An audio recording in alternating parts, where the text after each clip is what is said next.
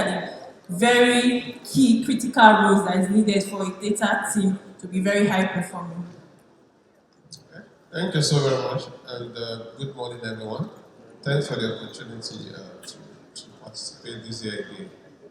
Uh, there are key roles in any enterprise data teams, and I will mention them and very briefly, and then tell you what they play in the whole spectrum. But is it compulsory that all these should be in the data team? No. It all depends on the stage of the organization. But what are typical roles that are available for taking? For data, anybody who wants to, pivot into data or a data professional already. Let's start from a data analyst. Those are the people who are one leg in business, one leg in data. Let's leave it at that. Then data scientists, you all know who data scientists are. They are the core people who those cerebral guys talk about, who learn Python, who learn everything that's needed to do your experimental data analysis, do your descriptive modeling and all that.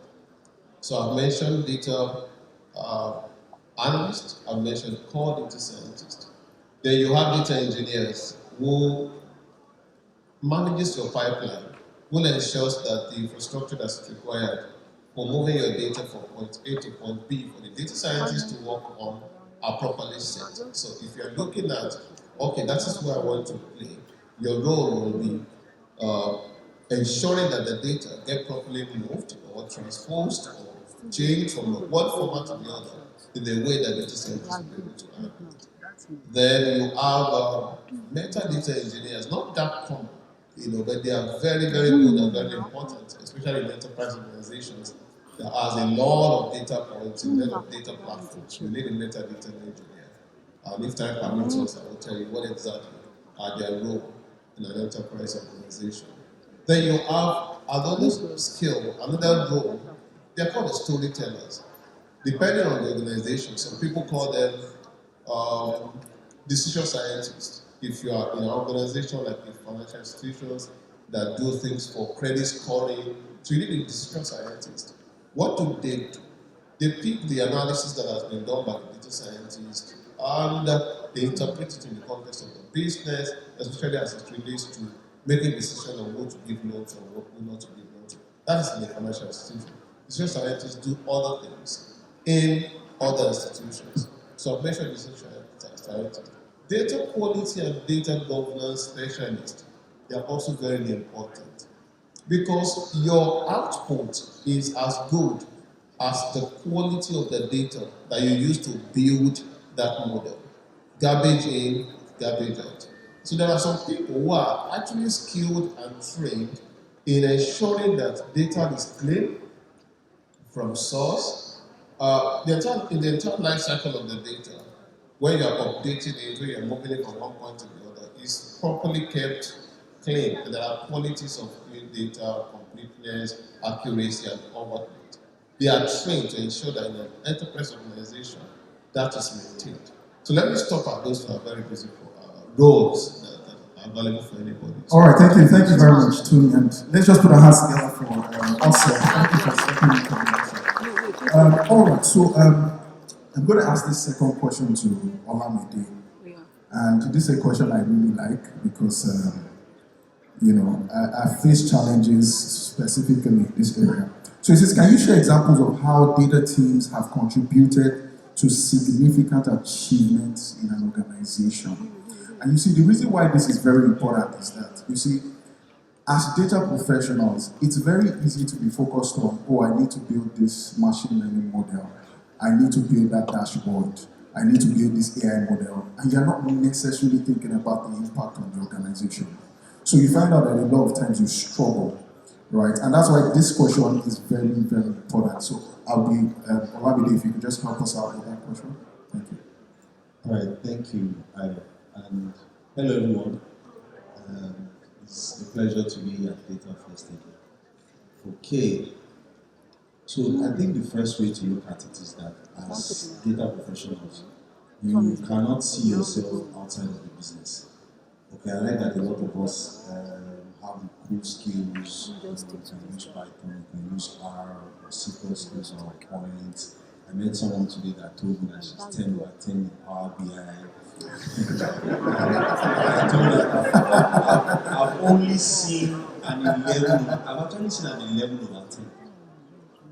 I've met an 11 over 10. Trust me, she's Indian.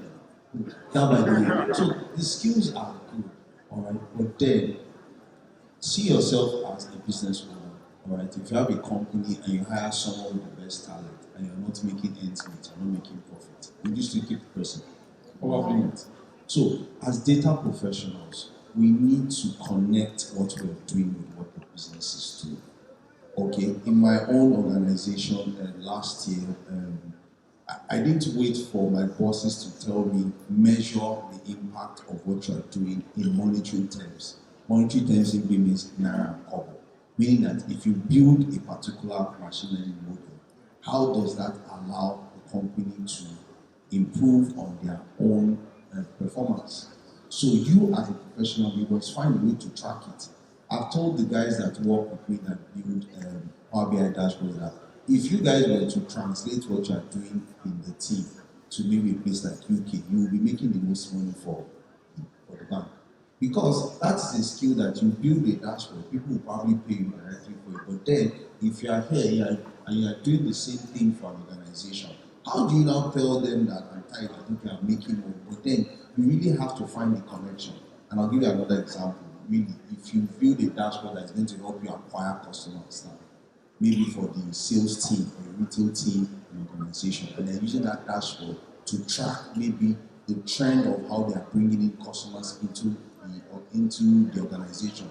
But then, if that dashboard is not connected to maybe the improvement or not, you've just probably done something interesting and something that is just good to see. But then, just to tie it all up, we need to ensure that everything we're doing, whether you're a data scientist, whether you are data engineer in the back end, how does what I'm doing, how does it connect with the business? How does it help the business to make money? Yeah, thank you very much. And it's very, very, very important because when you're talking with stakeholders, you find out that one of the things they would say is, how does this contribute to the bottom line? They're just interested in how does this bring profit or how does this bring revenue. So it's very, very critical.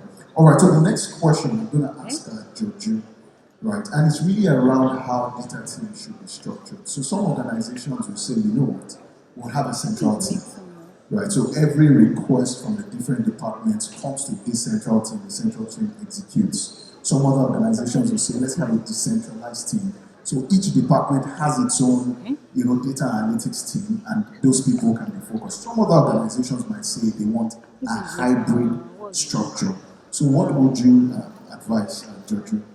Which is best, and in what cases would you go with each? Okay, thank you, Ayo. Good morning, everyone. It's my first time at Data Fest, so I'm quite excited. Put our hands together. Yes, first at Data Fest, exactly. So I'm very, very happy. I like engaging and connecting with data professionals. It's literally a thrill of my life. So once again, thank you for having me. Talking about how to set up a data team, I think on the context of, let's say we're looking at an enterprise environment, so a large company of more than maybe 1,000, between 1,000 to 5,000 employees, I think it's very important to, at the very beginning, how you structure where your team, sort of like the organizational structure, is very key and can determine immediately whether that will be a high-performing team or not. And I say that in the sense that it's important that a data team is either reporting to, it has a line of report that is influential in the organization, or at least is aligned with an executive or like a sponsor that is influential in the organization. Because if you have a data team that is just situated maybe down the line, in the line of reporting, whatever thing they are doing, whatever transformation thing is being done, might not really cascade to the decision makers. So that's the number one thing I think is very important. So I know in most of all the organizations, some data teams probably report to maybe chief data officers or chief marketing officers and the likes. Some report to the CIO. So as long as it's important that the reporting line, there's some form of visibility for the team. That's the first thing. So in how you're structuring, how the data team reporting line is positioned is very key. Another thing will be the expertise.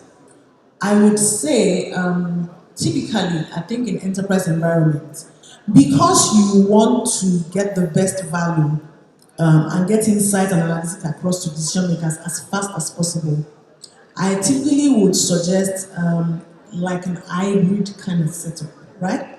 Where you have a central data management team that probably consists of some of the personas Tony had mentioned, data engineering, people that do discovery, data analysts, ML engineers, and all of that.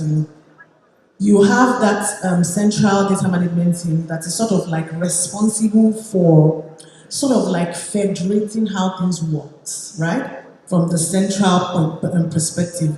Of course, they are also close to management. So basically, they are working to curate data, make it available in line with the data strategy that has been defined for the company. And of course, the data strategy must have been in line. This data strategy typically should be a subset of the business strategy. So data strategy is aligned with the business strategy. And then the central team is directly sort of like delivering on that data strategy from the central perspective. However, you then still also have the data skills sort of like localized in the different departments or businesses or however the company is structured. So I think for enterprise environments, the hybrid kind of approach is best, so that you have those people that are close to the business, that has the domain knowledge, working with data, also interacting with the people in the central, and then that way you're able to get insights faster to the people that need to make decisions. That's what I would say. All right, thank you very, very much. Well said. I just want to hammer on the points that Jojo has made, and it's because it's an area that many people don't talk about, and that was the first thing she said when you talked about sponsorship and visibility. I think that it's a soft side of things that many people don't talk about, because the truth about it is, if the team is not structured in a way that it is reporting to a sponsor or someone who is visible in that organization, right, the members of that team will suffer. Right? Because what it means is that team will never really have the visibility it should have. And obviously, if it doesn't have the visibility, you won't get promotions, you won't get salary increases, and you won't have impact as a data team in that organization. So I think that is very critical, and I just thought to bring that out also from what you've said. All right, I think Tony wants to add to it. Yeah. Very spot on the visibility of the person that they are reporting to. But another thing very critical is the appreciation that person gives to data. Very important. Some people are reporting to executive directors who, though very visible, very powerful, but that person is not a data person. What are you guys doing? Come on, go sell market and give me accounts. It will turn into a salesperson because he has grown in the cadre of the organization as a salesperson. He believes banking is about acquire customers. The rest is the story. That kind of thing. So you must also make sure that the person, though visible, very important, also appreciates the place of data and is ready to push you to the infancy to maturity and defend you. That's also very critical. Fantastic, and I think that's also very critical, because if I think about it now, a lot of the best people I've worked with are people who were not only influential, but they also appreciated data. So it's very critical. So we'll go quickly to Peter. So we'd like to find out the traits of high-performing team members. So high-performing team member, how do you identify that person in the team? What are some of the traits? Thank you very much. It's also my first time at Data Force, so it's a Welcome. To the question that Ayo is posing to us, the most important trait for a high-performing person is ownership. You need to own space. If you are assigned a project, or if you are starting, if you are leading a project, you have to know and own end to end that aspect. You don't have to, when you need, when questions are asked, or when issues come up, you have to be able to step in. You have to be able to own that process from the end to end. Of course, you want to have the technical skills. You want to have, for example, if you're a data scientist, you want to know how to write Python, and you want to know how to write all those other things. But the most important trait is that ownership, that being able to stand in the gap, being able to own that project from beginning to end, right? It's a trait that the leadership looks out for. People should be able to give you a project and forget about it and say, I've given it to Giorgio, I've given it to Peter, the project is going to be delivered. Right? Nobody wants someone that is reporting to them that they have to constantly monitor, or have to constantly check on, or have to constantly correct what they are doing. Or something comes up in one aspect and they don't know about it. Or some exigent circumstance comes up and you are having to then correct the whole project that you are working on after. So that ownership from beginning to end is the most critical trait. All the other things are subsets of that ownership. Thank you. All right, thank you very much. And as Peter was talking, as he said ownership, I just smiled because I just thought about it. It's actually one of the most critical traits that you want to look for in a high performer, or in a team member, right?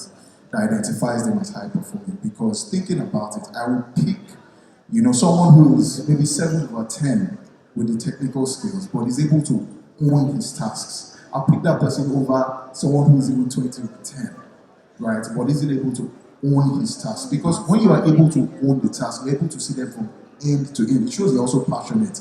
It shows you are proactive. It shows you are responsible, right? And one of the things I want to highlight is that if you look at a lot of the things that the speakers have been talking about, it's not all technical. It's the soft side of things. Peter has talked about ownership.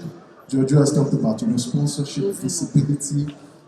Tony has also talked about other things, and Olamide. So you find out that as much as, yes, we come to events like this, and yes, there are technical sessions, you want to code, you want to write scripts, you want to build models, you want to build dashboards, the softer side of things are also extremely, very, very important. So I just thought to touch on that. I have Giorgio and Olamide again.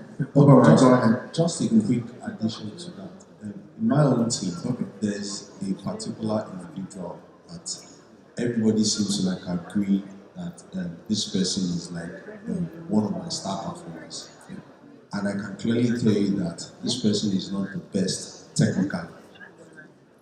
And the differentiating factor was clearly ownership, and then that ability to solve problems and ensure that, okay, when I have something that is placed above me, I deliver it and I ensure that it's even better than what is expected. In fact, I had a wager with this person okay, are you sure that between the two of us, who's going to wear who out first? And she said, I'm quite very, very tough myself. But at the end of the day, this person ended up wearing me out because it was constant delivery, constant value, constant ownership. And like I said, this person wasn't even the best technical in the entire team. And it was so clear that even my own boss could actually see it. It was clear from the output of the work. You could see there was a lot of initiative, there was a lot of thought to it, and like I said, wasn't the best technical person. All right, Giorgio also wants to say something. Yeah, so I was very excited when you went to this direction around soft skills. I've been in this space for quite a bit, and I couldn't agree more, right? I wanted to sort of just rehash the importance of soft skills when it comes to dealing with data.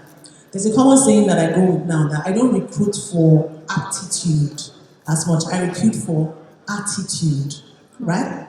So like Olamide said, you can be 70%. If you have the right attitude to anything in life, you can learn anything. You can absolutely learn anything. So I'm looking for someone that is curious. Are you curious? Are you honest? Can you relate with other people? What is the point of a data scientist that, oh, everybody says this guy is a guru, he's very good, but he's very rude. He cannot communicate with stakeholders. And they'll say, this guy knows his work. You do, especially, let me not, no offense to bankers, especially in banks, they say, that guy is the guru, he knows it. Only him and God knows the code, but nobody can ask him any question. Do you get? Those kind of people that negative energy will permeate the team. At the end of the day, they are not a great addition to the team. So I wanted to say that, especially in my own company, they always ask, Jojo, how do you get with people? And I say, when people are looking for write 1 million, I will test you. You will do scenario questions. I know that I can get you to do that. And if I think you're not up to par, I can train you. But if I'm doing an interview, for example, I spoke to some lady and we gave her like an exercise to do. It was around data analytics. And we then told her to analyze and sort of tell us the story of the data set. What will you do in this scenario? And there was something about maybe the company, we gave her a fictitious company. She said that the marketing department, the data, they're not generating a lot of revenue, and that what she would recommend, based on what she can see in the data, is for them to employ more females so that they can use those females to market their products. Can you see that there's a fundamental value system problem already? If you see that a female resource is most importantly useful for, figures. So for that singular reason, I didn't hire her. Do you see? So I'm saying more often than not, the softer skills are so critical. And I know a lot of young people are so desperate. I want to get a job, I want to do this. You are lying on the CV and all of that. I'm saying we see through that. And when I speak to you, there's micro expressions, there's all of those things. I can tell. So over and above any hard skill, I would go for the softer skills, because I know that if you're excellent with the softer skills, we can brush you up with the hard skill. I just wanted to point that out. All right, thank you very much. Thank you very much. Let's put our hands together for the speakers. It's been an insightful session. All right, so we'll talk about Jackpot. We're about to talk about Jackpot. But before you get too excited, we're not talking about Jackpot from the standpoint of who Jackpot is.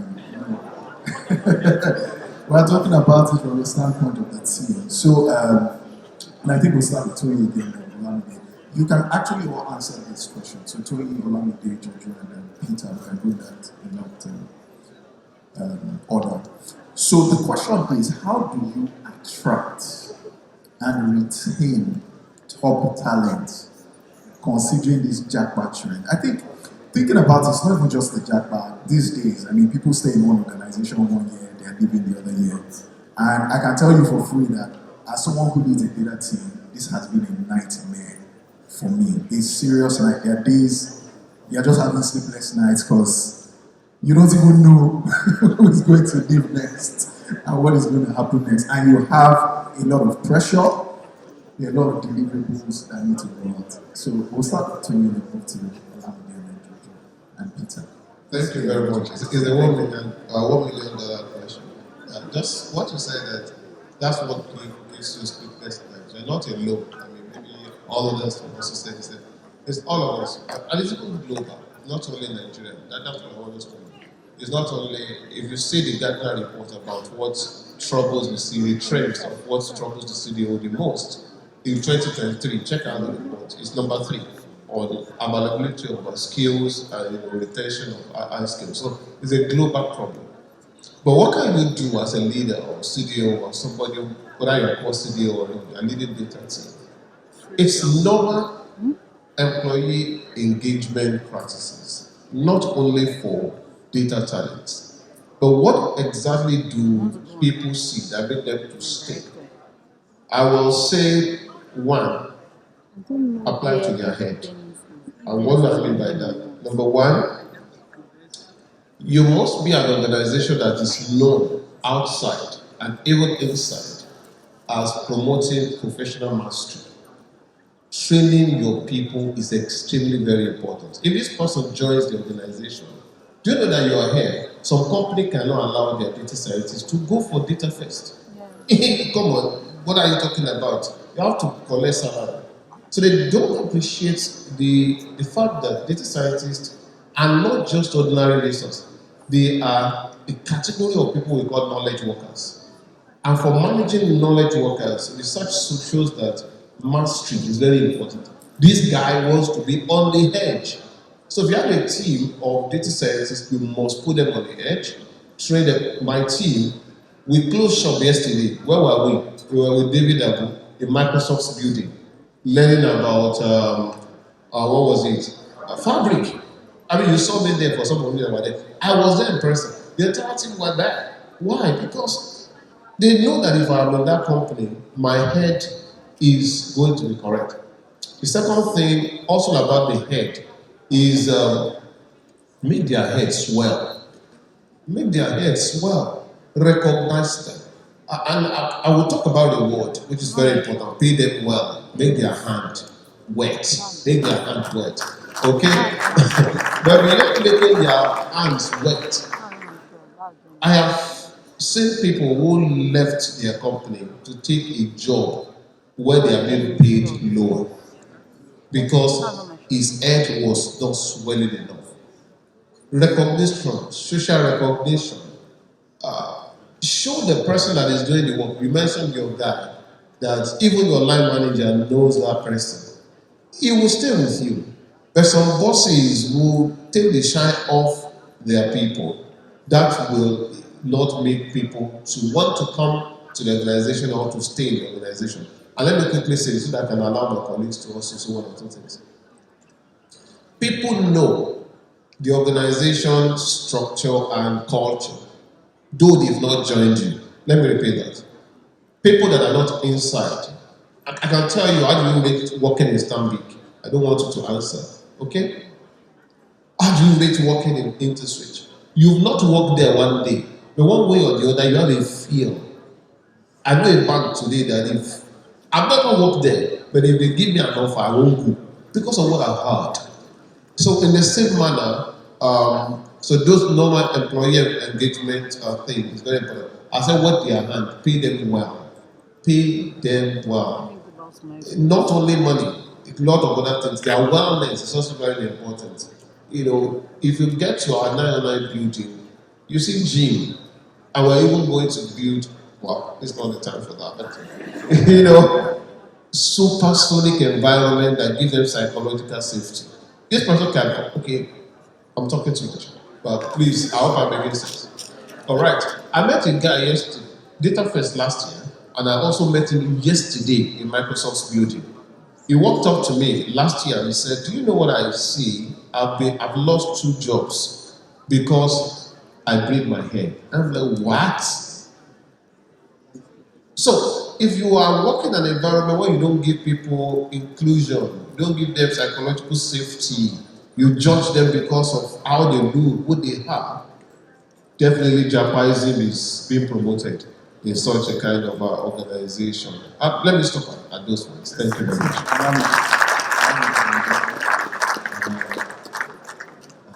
Thank you, Toyi. I think Toyi has covered training for compensation. I once hired a guy. I remember doing the interview. It was in the co-working space, and his hair was braided. I remember, and we ended up hiring the guy. So that is actually very, very important. I think what I would like to add to that is you need to give your data teams flexible work arrangements. Where are my Gen Zs? You need to give them flexible working arrangement. Okay, even me, I like working flexible. So, and the world is really tending towards hybrid, meaning that there are times you need to show up, and there are times you need to also work from home. So that's actually very important.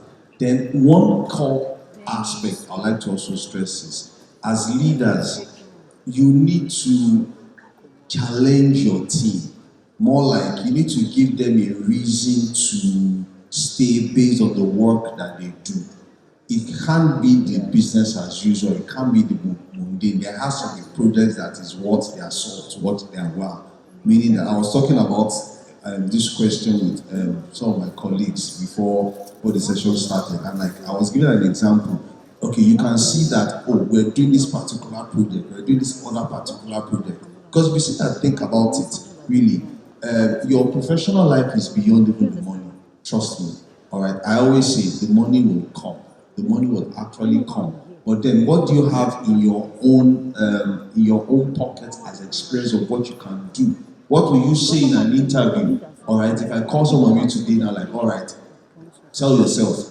You need to be able to sell yourself based on what you can do, not so much as the tool you can use. And the best way to do that is to apply that skill to a particular problem or a particular project that is solid, not just any project. So that gives your guys the reason to even think about, if I change jobs to this particular place now, I'm going to miss the learning in this particular project. I'm not going to be able to say that I worked on this. Because your CV has to be that built, developed, created. You need to speak to it, and when people question you, they would see. When the last interview that I did before coming for this job that I do now, I just spoke on one project, and I realized that it was just smooth sailing because I had the project at the back of my head because I was there and there. So you need to challenge your people to be able to do a very, very demanding projects, and then the flexible work arrangement. Let me stop there. Yeah, so just to piggyback on what Olamide and Toyi has said, I always say this again, like people will remember, people will forget what you say to them, but they will never forget how you make them feel. I think our approach typically is, like Toyi said, I think the number one thing is the psychological safety, right? We spend a lot of time doing work. Work is an integral part of our life. I tell people, if you have issues with work is destiny shaping. Don't take work lightly. So if I spend this number of hours, if you calculate it per year, you probably spend more hours with your work colleagues more than you spend with your family members. So it's important that that environment is not toxic and is favor. You consider it or you conceive it as favorable for you. So, like I said, I'm going to pick back on what you've said. I think first, importantly, the environment, create a very nurturing and creative environment. Like Olamide said, you cannot have a high-performing staff and give them mundane work to do. So how you set up the team, like Toyi also said, people can leave even for the fact that they don't think that there's an exciting project to work on. I've seen such situations where people left a high-paying job to go and pursue a more fulfilling endeavor. And like I've always tried to tell people, data and working around data is a social technical endeavor, meaning you are dealing with technology, people, culture, and all of that. So it's important to have a psychologically safe environment for people to work. And like, what's it called? Olamide has also said, learning, creating an environment where people can learn and the freedom to sort of like fail. It's okay to try new things and fail so that people don't feel like, oh, I'm stifled. If I try now, my boss will not, and then I'm out. They must know that there should be training environment, there should be experimental environment where people can try new things, learn new technologies and fail. We know how data moves, tech around data also moves. Last year was data mesh. This year is generative AI. They should be, exposed to all these things and they should believe that they have the ability to sort of like experiment. Lastly, so that I don't take all the time as well, it's important to also make people feel a part of the company. So that is, if you have to reiterate and sort of articulate the vision, the mission, when people feel like a part of a thing, they don't want to leave. So if you have sort of like articulated the vision for the data team, we want to become this by X number of years, we have a roadmap. When there's a clear direction like that, people can plug in and they can see where they fit in. Not that we're just coming every day, they tell me to create a dashboard and then I create it. And like he also said, pay them well and make them feel good. And making people feel good is beyond giving them financial reward. Sometimes there's something we do in my company where we give praise. So maybe I do a project with you and you did very well on the project. I can write to the entire company to say I want to praise Tony for helping me on this project and helping me achieve this and this. And then I tie that project to the benefit that that project is bringing to the entire company, so that there's a global view that Tony helped on this project and he afforded the company to do X, Y, Z. And everybody that can then say well done to you. All those kind of things actually make people feel better. So again, psychological safety, letting people know they matter, be kind to them, creating an environment of continuous learning and development, and I think just generally being flexible as well. The world of work has changed. You cannot say you must come to the office every day of the week.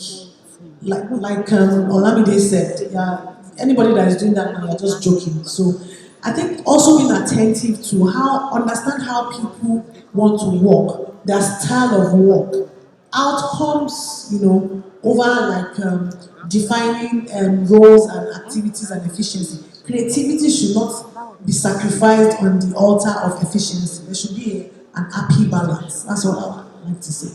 Thank you very much. So, how do you give a personal example? I've left 2 jobs because I got bored. You don't want your people to get bored doing what they are doing. So before the Japa trend that is popular now, tech was the place where we had the highest attrition. People always moved. But the main reason why people moved, more than financial compensation, more than being offered roles in new place, was because the next place they were going was exciting. You want to go to a place where you are learning something new. Tony had mentioned, and Jojo as well had mentioned, that you want to work in a place where you are learning something new. You're working on a project that is challenging your mind. You're working on a project that makes you feel like I'm better than I was yesterday. When I look back 2 or 3 months ago, I didn't know this thing. Right? So you want to be in that place where your people are learning new things. Right? And then you also want to make, back to the very important point I think we also need to hash on, is you want to make your place a very reputable place to work in. Right? I know people have left better paying jobs to go to a company just because of the name. I've had colleagues that have left higher paying jobs to just come and say, okay, I want to work for Microsoft, or I want to work for Stanbic IBTC, or we even have Sterling Bank here. People have left higher paying jobs and then gone to Sterling Bank just because they want to work in a place that has that brand recognition behind them. Right? So you want to be seen, you want your place to be seen as a place that is innovative. But most importantly, you don't want your people to get bored doing what they're doing. Because when you get bored, they say an idle mind is the devil's workshop. The devil will bring all the... It's when you are doing this thing, when you are bored and your work has most likely been automated in your mind, right? You know you're coming to the office and what I'm doing is writing SQL scripts from morning till night. You can do it without thinking. While you're writing the SQL script, an ad will pop up about... what do you call it? Scholarship in New Zealand, right? But if you are challenged, if your people are challenged, when the ad comes up, they close it. Thank you. So, just it's also important to add that your people need to have a clear pathway where their career is going to. Very, very important. They need to see that they can grow an organization. That if can I be the chief data officer in the future, or can I head this particular thing? They also need to be able to see a clear-cut career path. That's also a very, very strong reason to stay. All right, thank you very much. Can we put our hands together for our I've learned so much. All right, so we would like to appreciate our panelists, and we have a plaque, an award here for them. I'll start with Olamide. If you could just come up.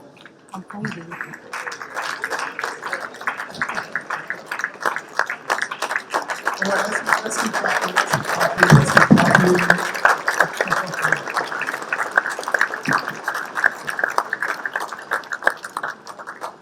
All right, thank you. So we'll call up Twain. Thank you very much.